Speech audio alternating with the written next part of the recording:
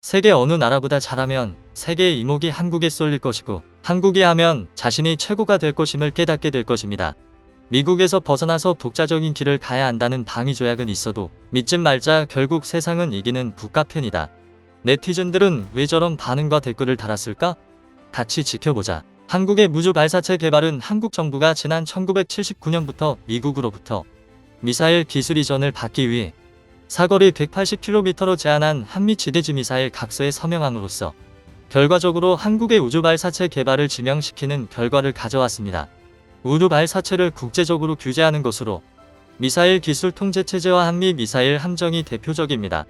둘 다 탑재 중량이나 사정거리 면에서 일정한 기준을 넘는 군용 로켓 무인 비행체 무주 발사체 관련 장비 및 기술 등을 제약하는 것인데요. 이는 수출 및 기술 이전 통제와 개발 및 보유를 통제하는 것입니다. 세계 시장만 봐도 미일룹은 민간 주도로 비용 절감을 위한 새로운 발사체 기술을 확보하고 있고, 인도, 러시아, 중국은 해외 의존을 탈피하기 위해 독자 역량을 강화하고 있습니다. 우주 선진국만 미국 같은 경우 초기에 정부 투자로 기반을 조성하고 이후 민간 참여를 유도한 후 민간 주도 혁신을 통한 신산업 창출 단계까지 진입하고 있습니다. 2018년 기준 전 세계 우주 시장 규모는 3,600억 달러 규모이며 그중 위성 서비스 분야가 1,265억 달러로 가장 큰 비중을 차지하고 있습니다. 또한 지상 장비 1,252억 달러, 위성체 제작 195억 달러, 발사체 62억 달러 등의 순입니다. 그런데 우리 한국은 지난 수십 년 동안 이런 막대한 시장을 그냥 보고만 있었습니다. 한미 미사일 지침 개정의 경제적 측면을 살펴보면 경제적인 발사체 개발이 가능할 수도 있다는 것이 전문가들의 의견입니다.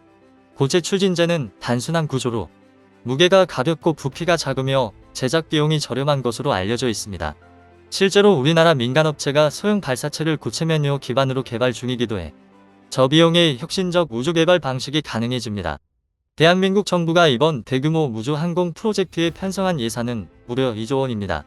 한국형 발사체인 누리호는 300톤급에 속하며 일단 로켓 모습이 처음으로 언론에 공개돼 화제를 모았습니다.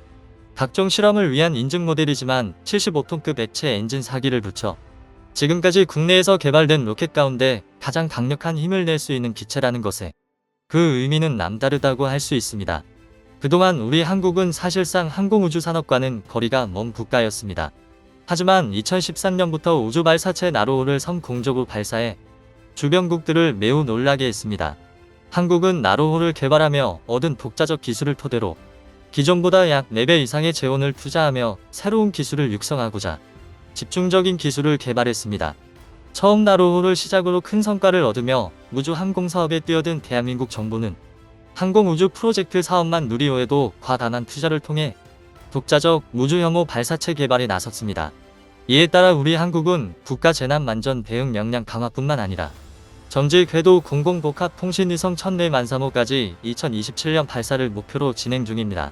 과학기술정보통신부에 따르면 제18회 국가우주위원회를 서면으로 개최하고 이런 내용을 담은 한국형 발사체 개발 추진 현황 및 향후 계획만과 정주궤도 공공복합통신위성 개발사업 계획만을 확정했다고 공식화했습니다. 대한민국이 독자적 기술을 바탕으로 우주 발사체 개발에 나서자 주변국인 일본에서도 신형 무기 개발에 착수한 것으로 알려졌는데요. 일본 정부는 신형 대한유도탄을 연구개발 추진 중이며 무려 사거리가 2000km에 달한다고 대놓고 자랑하고 있습니다. 일본 정부의 공식 발표대로 연구개발이 완료된다면 북한은 물론 중국까지 신형 미사일의 사정권에 들어가게 되며 이는 미국의 토마호크 미사일에 필적한다고 군사 전문가들은 입을 모아 말하고 있습니다. 일본 정부는 2022년까지 시제품을 개발해 같은 해 성능 시험을 할 계획이며 이는 아베 신조 내각 때부터 검토된 적 기지 공격 능력 보유와 관련이 있는 것으로 보입니다. 결과적으로 일본 역시 독자적인 발사체를 개발한다는 것에 중점을 두고 있으며 이는 언제든 장거리 발사 로켓을 개발해 자신들의 군사력을 주변국에 알리는 행동들이라 할 수 있습니다. 반면 한국은 미국과 주변국들의 압박으로 그동안 로켓 공학의 후진국에 머물러 있었습니다. 하지만 2000년대 들어서면서부터 이런 분위기는 많이 바뀌었습니다. 2013년 나로호 발사를 성공적으로 마치면서 그동안 꾸준한 기술 개발을 통해 독자적 원천 기술을 다량 보유하고 있는데요. 우주 발사체 기술이 중요한 이유는 미사일 발사체 기술로 바로 전용이 가능하고 여기서 축적된 기술은 방산 분야에도 큰 몫으로 접목되기 때문입니다. 주변국들의 무주 발사체 성공은 우리에게는 위협으로 다가오는 것은 사실입니다. 반면 주변국들이 이런 기술들을 개발하고 발전시켜 나갈 때 무방국인 미국과의 여러 군사협정을 통해 우리 한국은 항공우주 기술은 개발하지 못했습니다. 하지만 정부의 지속적인 협상을 통해 이런 금지 조항들은 올해 거의 해지된 상태입니다. 과거까지만 하더라도 만들 수 없었던 것을 이제 현실로 만들 수 있다는 것입니다. 한국은 마음만 먹는다면 핵무기를 당장이라도 만들 수 있는 기술뿐만 아니라 무주 발사체도 제약 없이 개발이 가능합니다. 이는 한국에 꽁꽁 묶어두었던 조항들이 사라져 이제는 주변국들과 경쟁할 수 있게 됐다는 것이죠. 우주 발사체의 독자적 원천 기술 보유는 한 국가의 성장 동력이 될 만큼 중요한 사안이며 국방 분야에 지대한 영향을 끼치는 사항입니다. 따라서 대한민국 정부도 이번 기회를 통해 항공 우주 산업 기술 강국으로 도약하기 위해 강력한 의지를 보이고 있습니다. 누리호는 정부가 2010년부터 총 1조 9,600억 원을 들여 국내 최초로 독자 개발해온 한국형 무주 발사체입니다. 1.5톤 무게의 실용위성을 고도 600에서 800km의 지구 저궤도에 투입할 수 있는 성능을 갖추었으며 현재까지 연구 개발에 문제는 없는 것으로 알려졌습니다. 이는 한국판 제미니 로켓이라고 불릴 정도로 높은 수준임을 알 수 있습니다. 다들 아시다시피 무주 항공사업의 최강자는 미국입니다. 그런데 한국이 개발한 로켓이 미국의 제미니 로켓과 버금간다는 것은 그만큼 한국의 기술력이 향상했다는 방증이기도 합니다. 그런데 이런 로켓이 한국의 기술로 만든 것과 어깨를 견주어도 된다는 것인데요. 이뿐만 아니라 몇몇 부분에서는 이미 제미니 로켓의 성능을 상회하고 있다는 것이 전문가들의 평가인데요. 이렇게 한국은 착실히 독자적 기술 개발을 통해 군사 선진국들을 추격에 나서고 있습니다. 우리 한국이 개발하는 누리호의 경우 제미니 로켓에 비해 무게가 50톤 이상 추가되었으며 일단 추력 75톤 액체 연료 엔진의 경우 2개가 더 많은 엔진 4개로 이루어져 있습니다. 그 당시와 비교한다면 우리 한국은 단기간에 엄청난 발전을 일시다는 것을 알 수 있습니다. 특히 농민공 위성 100kg에서 1.5톤으로 증량했다는 것은 수치상 무려 15배의 계고를 이뤘다는 점이기 때문에 세계 여러 나라들은 한국의 이런 무서운 발전을 경계하는 것입니다. 과거 1998년 북한이 쏘아 올린 대포동 1호 무주 로켓으로 광명성 1호 인공위성을 발사해 북한은 한국에게 대포동 쇼크를 준 이후 한국은 우주개발 중장기 기본계획을 시작했습니다. 우주개발 중장기 기본계획은 대한민국 과학기술정보통신부 산하항공우주면 부원의 중장기 우주개발 계획이며 1996년에 최초로 수립된 국가계획입니다.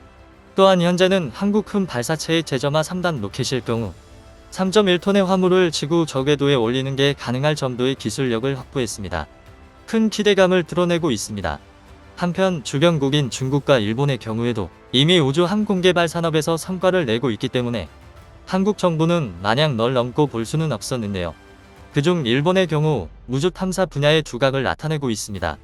최근 우주 탐사를 끝마친 일본의 탐사선 하야부사 2는 소행성 류구의 내부 샘플을 담고 지구에 귀환할 정도로 큰 성과를 냈으며 인류 최초로 소행성 지표면 아래의 물질을 채취하는 성과를 거두었습니다. 일본 정부도 그 성과를 자화자찬하며 자신들이 우주개발 산업의 선도국임을 자처하고 있습니다. 또한 중국도 우주 굴기를 내세우며 무인 달 탐사선 청어 5호를 쏘아 올리는 데 성공했습니다. 청마 5호는 달 표면의 토양 2kg 샘플을 채취하는 성과를 거두었으며 달 표면에서 샘플을 얻은 뒤 귀환하는 것은 1976년 구소련 이후 40여 년 만에 처음 있는 일입니다. 여기서 주목할 것은 중국과 러시아 두 나라 모두 탐사선 발사는 자국에서 개발한 발사체를 이용했습니다. 한편 후발주자인 한국의 경우도 주목해야 하는데요. 그 이유는 짧은 기간 동안 저비용으로 고효율의 성과를 내며 기술 개발을 이뤄냈기 때문이죠. 실용위성과 달리 무주 탐사선은 실험과 탐사 자체의 목적이 있기 때문에 저렴한 비용으로 내올릴 수 있는 발사체 국산화가 중요합니다. 이 기술이 확보된다면 한국은 대륙간 탄도미사일 뿐만 아니라 이를 응용한 첨단의 미사일 기술을 확보하는 것과 마찬가지입니다. 그래서 한국은 앞으로 무주 탐사의 핵심이 되는 한국형 무주 발사체 개발에 열을 올리고 있는 상황입니다. 지난 과거 우리 한국의 고체 로켓의 역사는 1993년까지 거슬러 올라갑니다. 한국형 과학관측 로켓인 KSR-2를 시작으로 4년 뒤 KSR-2까지 고체 로켓으로 제작했지만 이후 미사일 기술 통제체제 규정에 묶여 고체 로켓의 명맥이 끊어졌습니다. 이에 따라 발사체 기술이 퇴보하는 아픔을 겪기까지 했습니다. 지금까지 나로 누리호와 같은 국산 무주 발사체는 처음 발사될 때 가동되는 로켓에는 액체 연료만 쓸 수 있었습니다. 이는 한미 미사일 지침 탓이었는데요. 하지만 이번 지침 개정을 통해 고체 로켓도 쓸 수 있게 되면서 한국의 큰 걸림돌이 해소된 것입니다. 고체 면역 로켓은 액체 연료 로켓보다 구조가 훨씬 단순하고 값도 싸기 때문에 비용적 절감 측면에서도 크게 반길 일이며 군사 무기 분야에서는 꼭 필요한 부분입니다. 현재 우리 한국은 우주산업개발국으로 입지를 다지는 노력을 하고 있습니다. 차후 세계 발사체 시장에서 경쟁하기 위해 발사 비용을 150에서 200억 원 수준으로 낮추는 것을 목표로 발사체 기술 개발에 박차를 가하고 있습니다. 지금 한국의 노력이 성공한다면 앞으로 우리 한국은 세계 어느 나라에도 뒤처지지 않는 위력적인 미사일 기술을 확보하게 될 것입니다.